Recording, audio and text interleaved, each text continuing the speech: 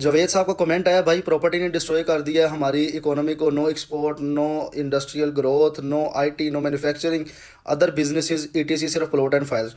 अच्छा जावेद साहब, और इस तरह के बहुत से और दोस्त हैं जो रियल एस्टेट इंडस्ट्री को अच्छा नहीं समझते।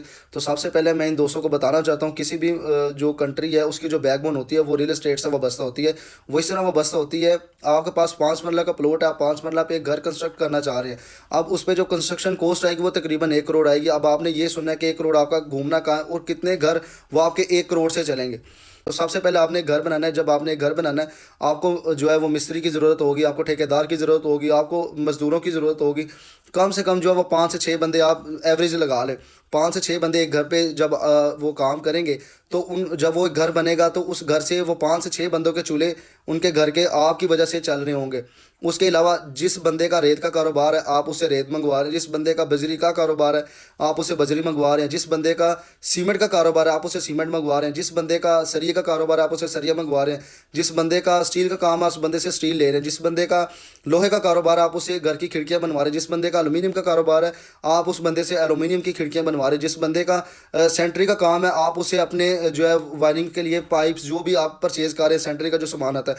अब आप लोग मुझे बताएं, अब इतना जो है ये सारा बिजनेस किस वजह से रन हो रहा है? सिर्फ आपने जो एक घर बनाया है। अब आपने आपके एक घर बनाने की वजह से जो है ये सारा कुछ, ये जो पूरी इंडस्ट्रीज़ हैं, जब आपका एक घर घर बनेगा वो चीज़ें आपके घर में यूज़ होंगी। इसी तरह बहुत से जब घर बनते हैं वो चीज़ें यूज़ होती हैं। दुकान पे आएगा, जो दुकान पे माल आएगा वो बिकेगा, तो ही पीछे इंडस्ट्रीज रन होंगी। आप मुझे बताएं कि आप किस बिज़नेस की बात कर रहे हैं जो बिज़नेस बगैर रियल एस्टेट इंडस्ट्री से चल रहे हैं। कुछ गिने चुने बिजनेस हैं जो बगैर रियल एस्टेट इंडस्ट्री के रन हो रहे हैं।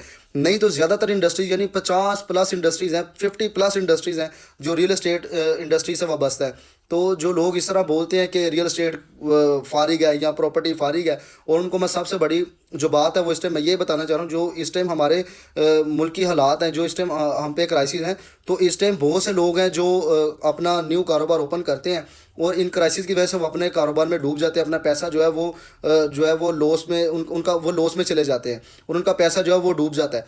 तो वो इस तरह अब जो लोग हैं, यहाँ तो वो रुख कर रहे हैं बाहर के मुल्कों का, अदर कंट्रीज़ का। यहाँ तो वो रुख कर रहे हैं जिन लोगों के पास पैसा है और वो उनके पुराने कारोबार हैं, तो वो ज़्यादातर अपनी जो इन्वेस्टमेंट है वो जो है वो प्रॉपर्टी में कर रहे हैं, क्योंकि उनके लिए जो सेफ़ ऑप्शन है, जहाँ पे अगर वो अपना पैसा सेफ देखते हैं, अपना पैसा महफूज देखते हैं, तो वो ये देखते हैं कि रियल एस्टेट में जो है हम अपना पैसा महफूज देखते हैं। हम प्लॉट जो है वो ले लेंगे, हम कोई बिल्डिंग खरीद लेंगे, हम कोई कमर्शियल चीज़ खरीद लेंगे। और जब वो लोग एक प्लॉट खरीदते हैं और उस प्लॉट पे अगर उन्होंने 25 लाख का एक प्लॉट परचेज़ किया है, और वही प्लॉट अगर कल को 50 लाख रुपए का होता है, तो आप मुझे ये बताएं कि वो 50 लाख रुपये कहाँ पे लगाता है? वो दोबारा वही 50 लाख रुपये उठाएगा और बिजनेस में लगाएगा। ठीक है, तो ये जो सारी बातें हैं, ये लोग बस, ये बहुत सारे लोगों की एक नेगेटिविटी है कि रियल एस्टेट से कोई फ़ायदा नहीं है, रियल एस्टेट सिर्फ पैसा बाउंडिंग है।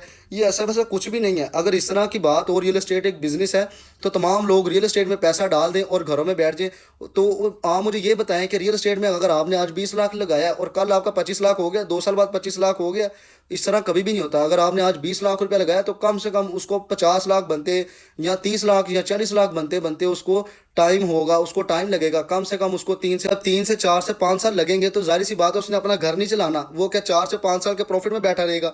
तो खुदा के बंदो, थोड़ा सा इन चीज़ों से गुरेज करें, ये इन चीज़ों से बाहर आएँ कि इसने ये जो बिज़नेस है ये हमारे मुल्क को ख़राब कर रहा है, ये जो बिज़नेस है हमारे मुल्क को इस तरह कर रहा है। ज़रा थोड़ा सा आप लोग सोचें कि रियल एस्टेट इंडस्ट्री से कितने घरों को फ़ायदा होता है। हमारा पूरा पाकिस्तान जो है, पूरी दुनिया जो है, वो रियल एस्टेट इंडस्ट्री के बलबूते पे चल रही है।